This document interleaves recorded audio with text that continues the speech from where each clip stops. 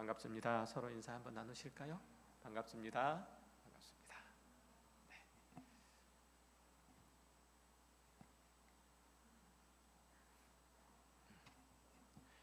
안 더우시죠? 더우신가요? 네, 괜찮으시죠?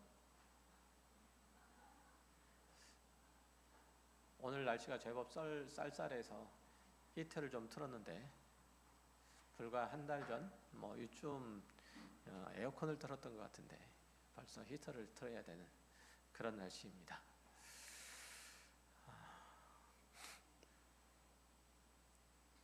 특별히 이제 광고 한 말씀을 드리면 다음 주가 저희 교회 공동회인데, 공동회는 한 해를 결산하고 또 내년을 믿음의 눈으로 내다보는 그 모임의 시간입니다.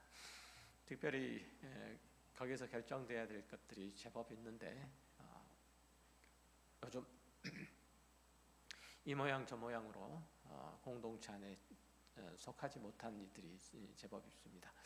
뿐만 아니라 지금 그 뒤에 저 뒤쪽에 내년도 봉사를 해주십사 하고 신청서를 써달라고 했는데 쓰신 분이 별로 없으셔서 내년에 오전도 그렇고 오후도 그렇고 예배할 때 기도자부터 이제 기도 순서를 정하는 기도자부터 정하기가 쉽지 않습니다. 오전에는 물론이고 또 오후에도 역시 마찬가지로 오후에 기도 인도를 하시겠다는 분이 지금 한 분도 안 계셔서 내년에 기도를 오후 예배를 어떻게 진행해야 될지 잘 모르겠습니다. 기도 순서를 일부러 올해 같은 경우는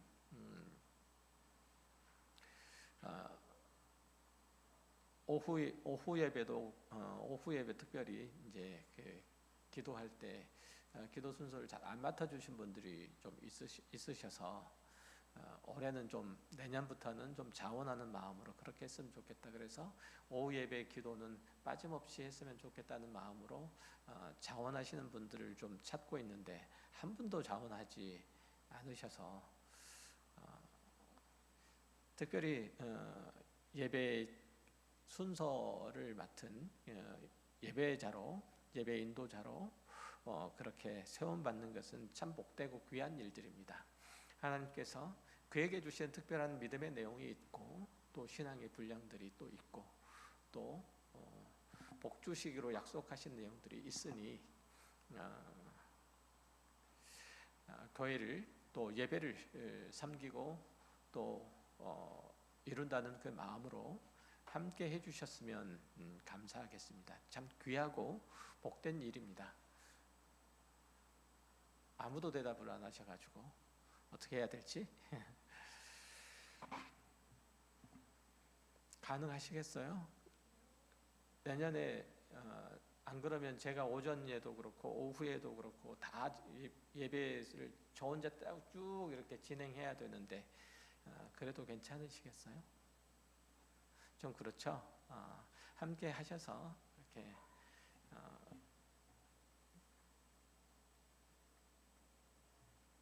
예배를 함께 이루어 주셨으면 하는 마음입니다.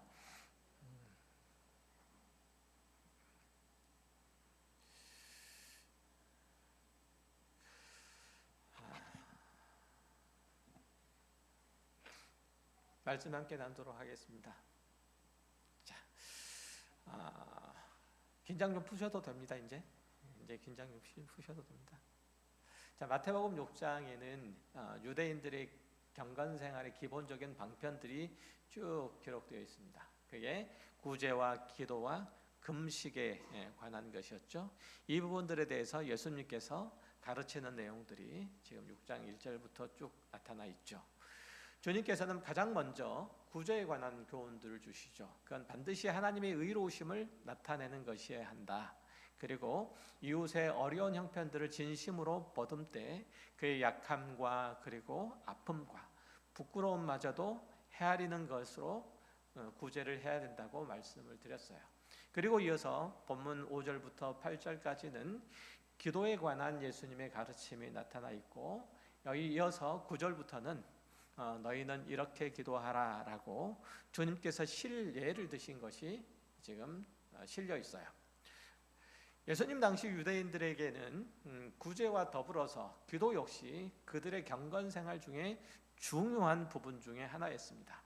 유대인들은 주로 매일 3차례, 적어도 3차례, 오전 9시 그리고 12시, 오후 3시 이렇게 성전이나 회당에서, 그리고 그곳에 갈 수 없을 때는 길거리에서라도 꼭 시간을 맞춰서 기도하는 것을 하루를 사는 루틴처럼 그렇게 여겼죠. 성도가 시간을 정해서 기도하는 것은 매우 중요하고, 또 그가 하나님 앞에 살고 있다는 고백이 되죠. 사실 예수님도 매일 시간을 정해놓고 기도하셨고, 그 시간을 갖기 위해서 한적한 장소를 찾으셨던 것도 성경을 통해서 여러 번 확인할 수 있죠. 본문에서 예수님께서 이제 너는 기도할 때 내 골방으로 들어가 문을 닫고 은밀한 중에 계신 내 아버지께 기도하라 라고 말씀하신 것은 외식함으로 본래 기도의 목적을 훼손하려고 하는 미련한 사람들을 경계하자는 것이지, 기도 생활을 소극적으로 해도 괜찮다, 아니면 안 해도 괜찮다라고 말씀하신 것은 아니에요. 우리는 집에서 혼자 기도하는 것보다 교회에 모여서 기도할 때 더욱 집중할 수 있거나 꾸준하게 할 수 있는 것을 경험을 하죠. 그래서 정해진 시간을 두고, 특별히 새벽 시간에 공공의 예배의 시간들을 갖고, 그리고 그때 우리는 기도합니다. 우리 가까운 교회에서는 새벽 6시에, 아침이 되는지 새벽이 애매한데 6시에 매일 기도하는 시간을 갖습니다. 그렇게 하는 것은 마치 집에서는 집 생각도 나고 거실에서 떠드는 소리도 들리고 하니까 애들이 독서실을 가서 공부하는 것과 마찬가지죠. 주님께서 가르치신, 오늘 본문의 말씀에서 가르치신 것들은 그런 장소와 시간 같은 고정된 형식 중에서 어떤 게 좋은가라는 것이 아니라 기도의 목적, 그리고 태도, 그리고 기도의 대상에 관한 지적이에요. 특별히 기도의 본질이 뭔가에 대한 얘기예요. 학생들이 독서실에 가서 공부하는 것이 자랑하려고 하는 게 아니라 집중하려고 하는 것처럼, 기도 생활에 있어서도 가장 중요한 그 본 목적을 잃지 않는 것이 중요하죠. 그것이 자기 자랑이나 아니면 자신의 신앙의 치장이 돼서는 결코 안 된다는 거죠. 그러고 보면 예수님께서 산상보훈에서 가르쳐 주신 포괄적이고 기본적인 성도의 신앙 태도는 하나님 앞에서, 그리고 사람 앞에서, 심지어는 자기 자신에게도 꾸미거나 속이지 않는 정직함을 이루라는 것이었어요. 정직하지 못하고 투명하지 못하고 무언가에 가려져 있으면 신앙생활하는 가운데에서 깨닫지 못하거나 보지 못하는 것들이 제법 있게 돼요. 그럴 때 하나님께서 원하시는 목적 혹은 방향과는 다른 데로 가기 십상이죠. 자신을 포함해서 사람과의 관계에서도 정직하지 못하고 무언가로 포장하는 것을 우리는 가식 혹은 위선, 외식 이렇게 얘기를 하고, 그것은 스스로를 속이거나 아니면은 거짓된 관계를 형성하게 하죠. 그러면 두 인격 사이가 더 이상 발전된 관계로 나아가지 못해요. 나에 대해서도 역시 마찬가지예요. 스스로에 대해서 속이거나 꾸미게 되면 깊은 나와의 교제를 할 수가 없게 되고, 그러면 궁극적으로 나를 사랑할 수 없게 되죠. 구제나 기도할 때에 외식 혹은 거칠애로 하지 않아야 되는 그런 이유가 바로 여기에 있는 것. 신앙의 본질, 즉 하나님을 아는 일들에 집중할 수 없고 하나님의 의로우심을 따를 수가 없기 때문에 그래요. 그러니까 하나님과 사귈 수 없고 하나님을 닮을 수 없다는 뜻이에요. 구제와 기도를 통해서 하나님과 온전한 교제가 안 이루어지니까 드디어 자기라는 우상에 집착하게 되죠. 내가 하나님을 섬길 수 없으니까 자기라는 하나님을 두고 그걸 섬기게 되는 거예요. 그러니까 유대인들이 겉으로 보이는 형식이나 혹은 전통, 후대에 만들어진 해석에 얽매여서 본질을 놓치거나 자기 욕심을 따라서 본질을 왜곡한 것이 모두 이 때문이에요. 그러니까 내가 본질을 왜곡하고 훼손하면, 그래서 하나님과의 진실한 관계가, 투명한 관계가 맺어지지 못하면, 그러면 하나님과의 나의 관계가 희미해지죠. 멀어지죠. 그러면 나는 하나님께 집중하는 것이 아니라 하나님께 집중되어 있는 시선이 누구에게로? 나에게로 옮겨가게 돼요. 그러면 기도의 목적이 하나님과의 교제하기 위해서가 아니고 나에게 집중되므로 나는 나를 꾸밀 수밖에 없는 거고, 또 나를 자랑할 수밖에 없는 거고, 내 욕심을 채울 수밖에 없는 거고, 그러면 기도의 모든 것들은 누구에게 속할 수밖에 없냐면 나에게로 귀속될 수밖에 없어요.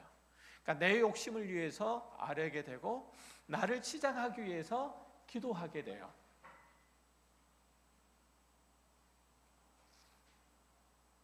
듣고 계시죠? 긴장을 좀 풀어주시면 제가 다 긴장이 돼요. 유대인들이 말씀드렸던 것처럼 겉으로 보이는 형식이나 전통 뭐 이런 것들을 따라서 살아가다 보니까, 그렇게 신앙생활을 하다 보니까 자기 자신에 집중하게 돼요. 그러니까 이들의 관심은 이 기도의 행위를 통해서 내가 얼마나 종교적인 열심이 있고 하나님 앞에 쓸만한 사람인가를 드러내고 과시하는 것뿐이에요. 그러니까 그게 가장 중요한 문제죠. 그래서 기도하는 우리가 항상 잊지 않아야 되는 기도자의 태도들이 몇 가지가 있어요. 한 3가지 정도를 제가 얘기를 해드릴 텐데, 첫 번째는 뭐냐면 기도는 하나님과의 교제라는 거예요. 말씀드렸던 것처럼 유대교에서는 기도란 하나님과 인간 사이의 다리다 라고 그렇게 말해요. 그러니까 성도는 지성으로도 하나님을 알 수 있고 또 직관으로도 하나님을 경험할 수 있어요. 계시에 된 말씀으로도 하나님을 배울 수 있고 또 예배 같은 의식을 통해서도 하나님을 찬양할 수 있어요. 하지만 하나님과의 영적인 교제는 기도를 통해서만 이루어져요. 그러니까 우리가 보통 기도는 하나님과의 대화, 하나님과의 교제, 하나님과의 대화라고 말하는 것도 다 그런 개념에서 나온 거예요. 기도는 내가 얼마나 영적인 사람인가를 과시하는 수단이 아니고 내 필요를 얻기 위해서 하나님을 조종하는 효과적인 방법도 아니에요. 주님께서 또 기도할 때 이방인과 같이 중언부언하지 말라, 그들은 말을 많이 하여야 들을 줄 생각하느니라고 하신 것도 기도를 마치 주문을 사용하는 사람들처럼 그렇게 사용하는 것을 경계하신 말씀이에요. 열왕기상 18장에 보면 선지자 엘리야가 바알신을 섬기는 제사장들과 긴 시간 동안 기도로 결혼 얘기들이 나와 있어요. 그러니까 바알신을 섬기는 사람들이, 그 제사장들이 먼저 기도하죠. 오랜 시간 동안 기도를 해요. 그렇게 기도하면 바알신이 기가 따갑고 지치고 그래서 듣지 않을 수 없다고 그렇게 믿었기 때문에 그들은 긴 시간 동안 지루하게 기도했던 거예요. 이들은 의미 없고 알아들을 수 없는 말들을 반복적이고 지루하게 계속 떠들었던 거예요. 그들은 신을 조종하거나 신을 진노를 달래는 그 마술적 수단으로서 기도를 사용했기 때문에 그들은 그렇게 기도할 수밖에 없었던 거죠. 이런 태도는 인간의 종교적인 본능에서 나온 거예요. 이 본성에 따라서 기도하는 사람은 그 대상이 누구인지, 자신이 읊조리는 내용이 뭔지 이런 거 몰라도 상관없어요. 우리가 흔히 아는 것처럼 남묘 혼행개교 뭐 이렇게 얘기를 해도 수리 마수리 뭐 이게 무슨 상관이에요? 그냥 소원만 이루어주면 돼요. 내가 읊조리는 내용은 상관없어요. 그렇죠? 지성이면 감천이라고 불상 앞에서 3000배를 하거나 효염이 있다고 생각되는 그렇게 알려진 그 물건들을 소지하고 다니거나 하는 것들도 다 자기 소원대로 신을 조종하려고 하는 태도죠. 흔히 말하는 귀복 종교 혹은 기복신앙의 모습이에요. 교회 안에도 이런 기복을 추구하는 그런 기도들이 많이 횡행하고 있죠. 인간의 죄된 본성에서 나온 종교심이 하나님의 은혜 보좌 앞에 나아가는 기도 행위와 섞여가지고 이상하게 나타나는 그런 경향들이 있다는 거죠. 예를 들면 통성기도가 한 가지 그 예예요. 성성으로 기도한다는 것, 그것은 우리의 마음과 뜻을 한대로 모으고 서로 격려하자는 것이지, 그리고 한 가지로 하나님 앞에 우리의 마음을 토로하자는 뜻이지 경쟁적으로 악을 쓰자는 것은 아니잖아요. 통성으로 기도한다는 자체가 문제가 아니고 그것들 통해서 자신의 열정과 그리고 간절함을 타인에게, 하나님께 말고 타인에게 각인시키려고 하는 그 태도가 문제예요. 그렇게 기도하고 나면 속이 후련해지잖아요. 악의 악을 쓰고 나면 뭔가 잘 해결될 것 같죠. 하나님께서 들으셨다는 그런 확신이 생겨서가 아니라 이성적인 사고와 판단이 흐리멍텅해져서 속이 후련해져요.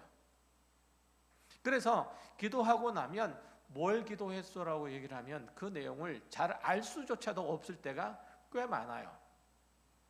물론 하나님께서 다 들으시겠지만 속사포로 다 쏟아놓고 나면 자신이 무슨 내용을 기도했는지를 잘 모르지만 그냥 내가 간절히 아랬다는 생각만 있는 거죠. 그리고 이루어 주실 줄 믿습니다 라고 힘줘 확인하면 되는 게, 그게 우리가 흔히 생각할 때 통성기도라고 생각을 하는 거예요. 하나님이 뭘 원하시는지, 뭘 기뻐하시는지, 무엇을 뜻하시는지 관심이 없어요. 다만 내 소원만 간절하게 빌면 돼요. 이것은 적어도 성경이 얘기하는, 주님께서 가르쳐 주신 기도하고는 거리가 멀어요. 이것은 기도가 아니라 일종의 조문을 외우는 것과 똑같아요. 왜냐하면 그것들을 통해서 하나님께서 기뻐하시는, 하나님께서 계획하시는, 하나님께서 뜻하시는 내 신앙의 내용으로 하나님 앞에 나아가지 않기 때문에 그래요. 기도라고 하는 것은 말씀드렸던 것처럼 주술 행위가 아니에요. 뭔가 옹알거리면서 램프를 문지르면 거인이 나타나서 What can I do for you, master? 뭐 이렇게 알아들으셨어요? 영어 썼는데 좀 고급 영어라서 잘 못 알아들으셨을 수도 있어요. 그렇게 묻죠. 그러면 나 오늘 점심 때 족발이 먹고 싶어 라고 말하면 즉시로 족발 대체 한 세트가 딱 차려져 나오는, 이런 걸 바라고 행하는 것이 바로 주술 행위예요. 이를테면 그런 거예요. 기도라고 하는 것은 반대로 뭐냐면 하나님의 자녀라는 자격으로 그 앞에 나아가는 거예요. 그리고 우리의 생각과 원하는 바를 아뢰는데, 그러면 하나님께서 이를 들으시고 기도자와 인격적인 교제를 나누시고 그렇게 은혜로 형성된 부자간의 정리로서 이해하시는 거예요. 그리고 우리의 기도를 하나님의 뜻 안으로 이끌어 오세요. 그렇게 하심으로써 하나님께서 우리와 교제를 하시는 거죠. 우리의 기도가 길거나 짧거나 유려하거나 서툴거나의 문제가 아니라는 뜻이에요. 우리가 기도하는 대상이 하나님이시라는 사실이 가장 중요한 거예요. 이거 잊으시면 안 돼요. 우리가 기도하는 대상이 하나님이시다. 상천하지의 유일하신 여호와이시다 라는 거예요. 이걸 잊으면 안 된다는 거예요. 하나님은 항상, 그 하나님께서 항상 우리의 기도를 들으시는데, 왜냐하면 그가 우리를 사랑하시기 때문이다. 우리가 그의 자녀이기 때문이다 라는 사실이에요.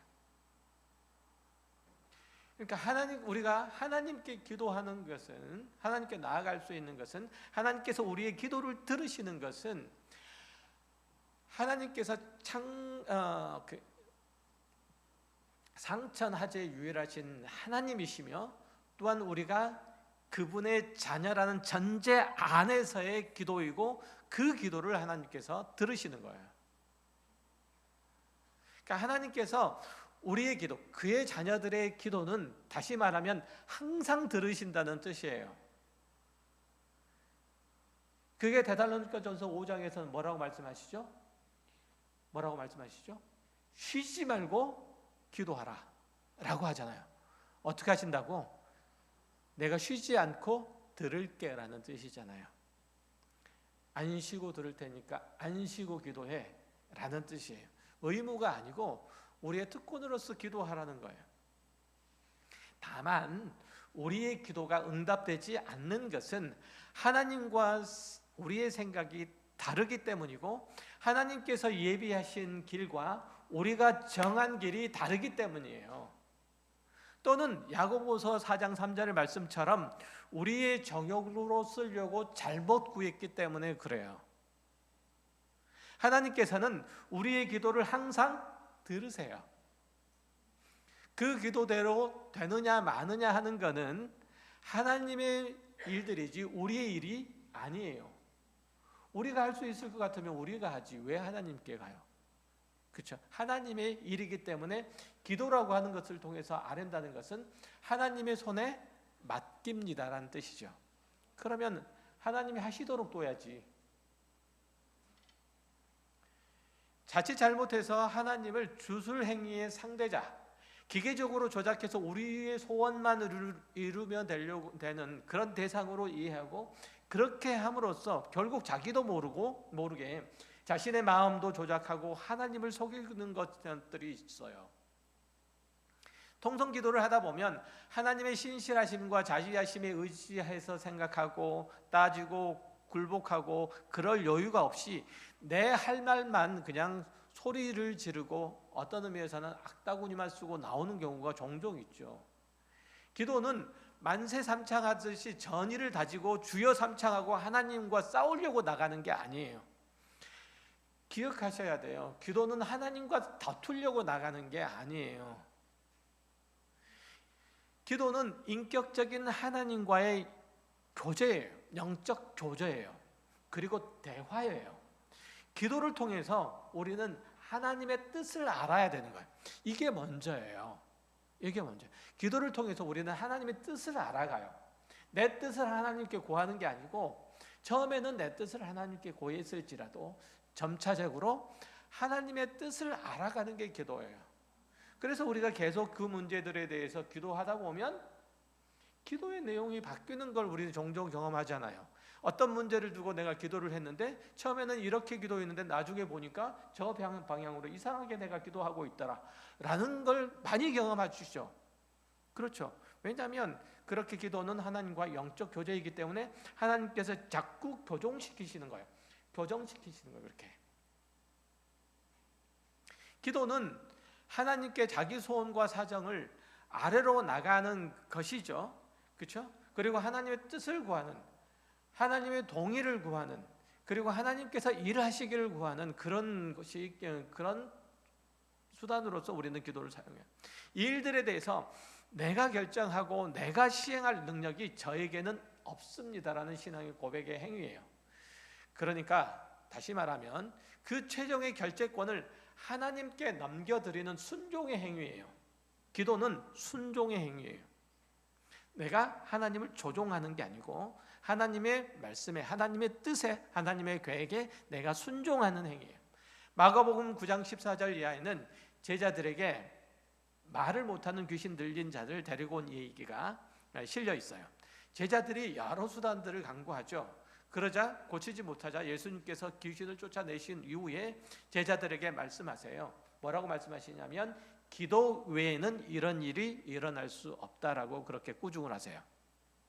이 말은 기도가 만병통치약이다, 내가 뭐를 소원하든 기도하면 다 된다, 이런 말씀이 아니고 하나님만이 악을 물리치시고 창조 세계를 바로잡으실 절대 주권자이심을 가르치신 말씀이에요.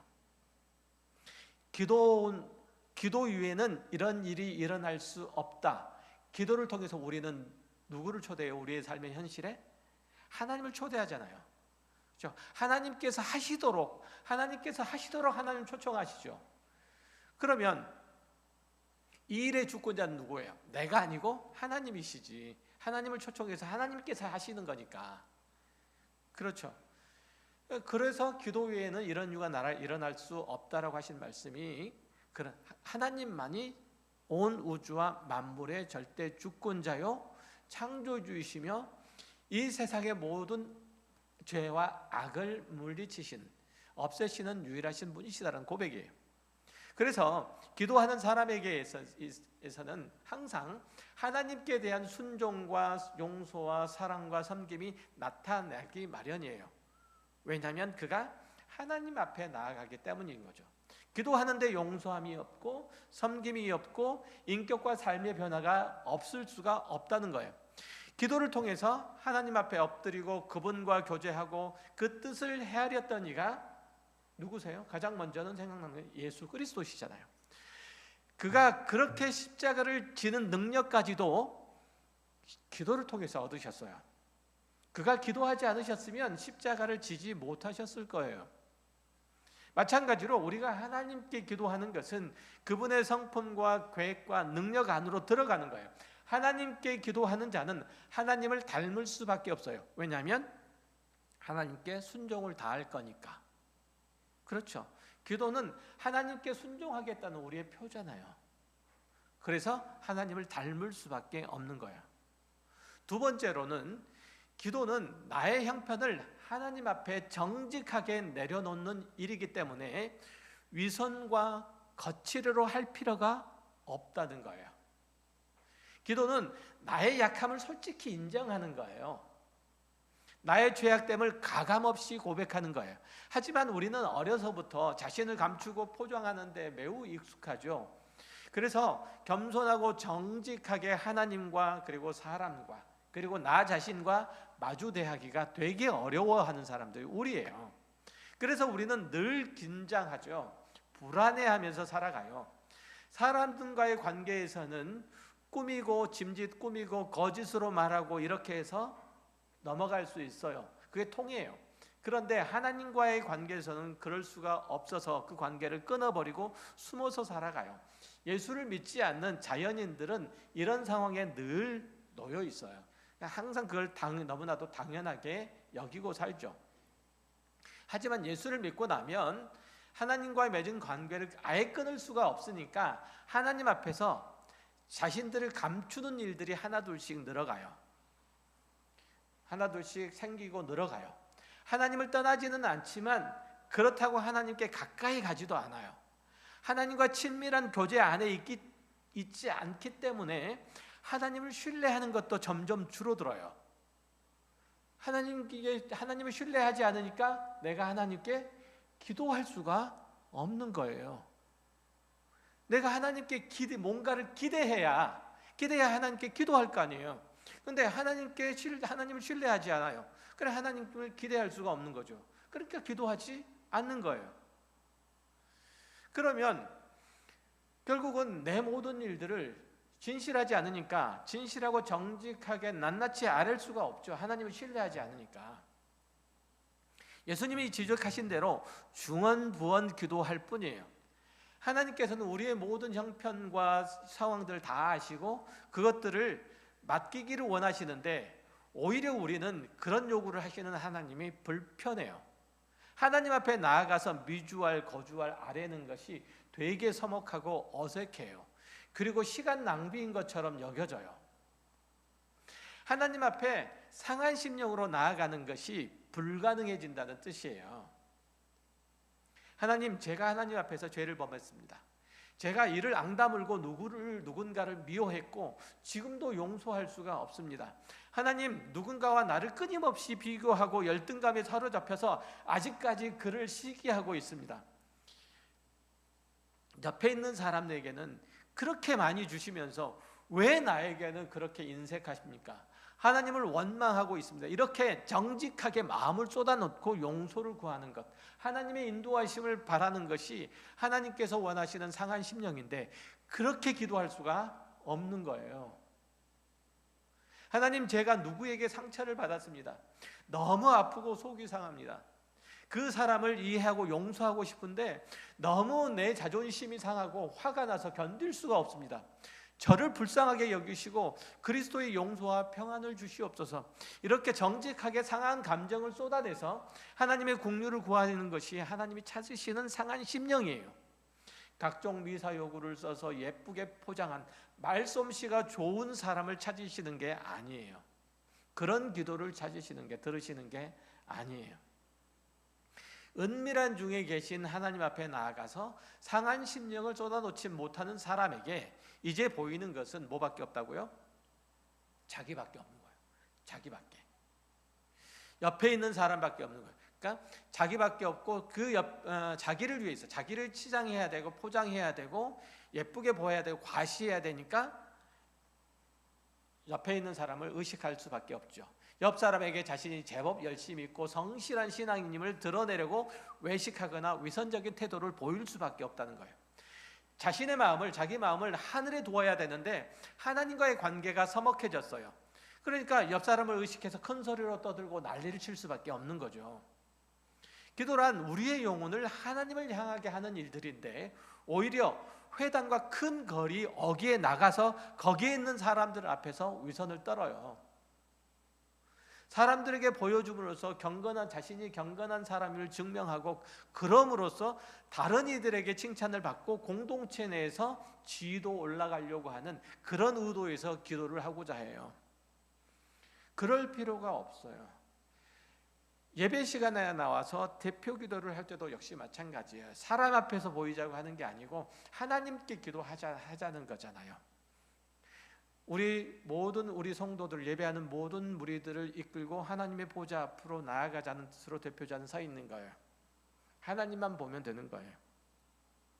그러니까 대표 기도하는 것들 부담스러워하시지 마시라는 뜻이에요. 그렇게 부담스러우지 않으셔도 돼요. 사람에게 들리자고 하는 것은 적어도 아니니까. 내 마음을 쏟아놓으면 함께하는 우리 형제 자매들도 자연스럽게 그들의 마음을 하나님께 쏟아놓게 돼요. 그러면 되는 거예요. 아름다운 신앙의 전통이나 관습을 악용하는 예들은 사실은 마태복음 23장에도 보면 나타나 있어요. 제가 읽어드릴게요. 5절 이하에 그들의 모든 행위를 사람에게 보이고자 하나니 곧 그 경문띠를 넓게 하며 옷수를 길게 하고 잔치의 윗자리와 회당이 높은 자리와 시장에서 문안받는 것과 사람에게 랍비라 칭함을 받는 것을 좋아하느니라.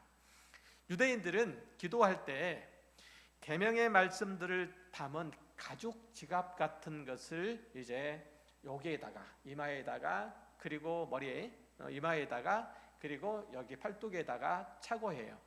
이걸 테필린이라고 하는데 이 테필린이라고 그래요. 이 경문을 넣는 지갑 같은 거예요. 거기에 이제 그 쉐마 말씀들이 이렇게 쭉 적어져 있는 종이들이 있어요. 그걸 꼽고 이제 기도를 해요. 이를 이제 테필린이라는 걸 달고 그리고 탈릿이라는 보셨을 거예요. 유대인들 예수님도 그렇고 숄 같은 거 일종의 숄로 이제 머리서부터 시작해가지고 몸까지 쭉 둘러요. 이런 것들을 두르고 하는데 이건 뭐냐면 하나님 앞에서 자신이 죄인됨을 인정하고 그 모습을 감추는 예식으로서 그 탈릿이라고 하는 것을 이제 둘러요.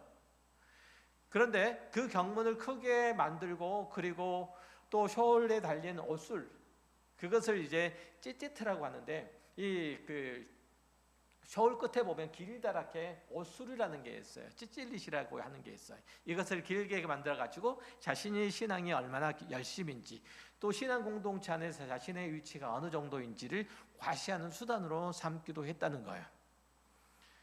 그러니까 이런 기도를 드림으로써 그들이 하나님 앞이 아니고 공중 앞에서 이웃들 앞에서 자신의 위치를 확인하고자 했다는 거예요. 이거는 기도가 아니라는 거죠. 기도는 위로 하나님을 향하는 것이어야 되고 그때 가장 중요한 것은 상한 마음, 즉 자기의 마음을 있는 그대로 쏟아놓는 진실한 기도, 오직 하나님만 바라보고 나아가는 것이 기도예요. 기도는 그 자녀의 상한 마음을 멸시하지 않으시는 하나님의 은혜, 자비하심, 복주심, 그리고 전능하심을 경험하는 그 통로예요. 기도하지 않으면 이걸 경험할 수 없다는 뜻이기도 해요. 사무엘상 1장에 보면 사무엘의 어머니 한나가 기도하는 모습을 묘사한 것이 나와요. 10절을 보면 한나가 마음이 괴로워서 여호와께 기도하고 통곡하며 라고 해요. 마음이 괴로워서, 이 말들은 괴로운 마음 그대로를 하나님 앞에 쏟아넣었다는 뜻이에요. 다른 이유나 다른 구실을 대지 않고 정직하게 하나님 앞에 다 아뢰었다는 거죠.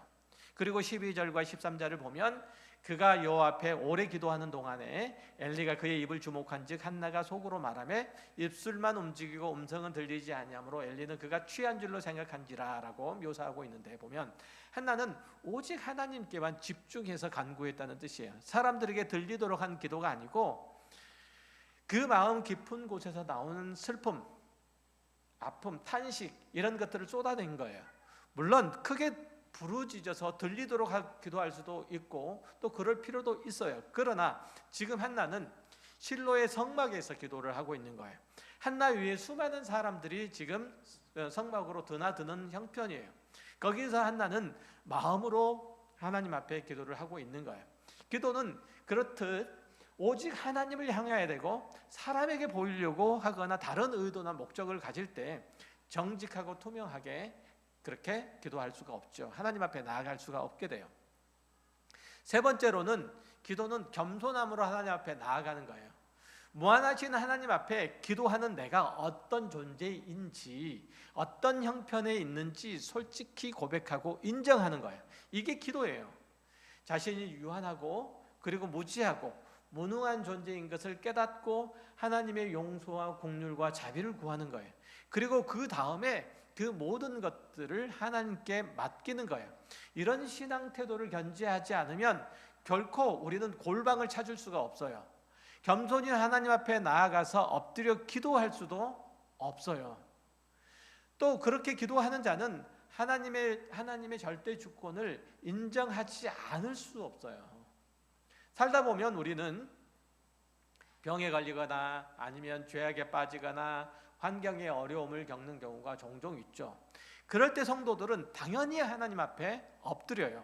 하지만 그런 기도의 제목 중에서 하나님께서 해결해 주신 것보다 해결이 안 된 것들이 더 많아요. 그렇죠? 왜 그런지 우리는 이유를 잘 몰라요. 하지만 하나님이 우리의 편인 것과 그런 일들이 우리에게 궁극적으로 회가 되지 못한다는 것, 이것을 인정하고 그분께 맡기는 것, 우리의 운명을 그분께 맡기는 것을 우리는 겸손이라고 얘기를 해요. 그러니까 우리는 하나님 앞에 나아갈 때 어떻게 나아가는 거예요? 겸손하게 나아가는 거예요.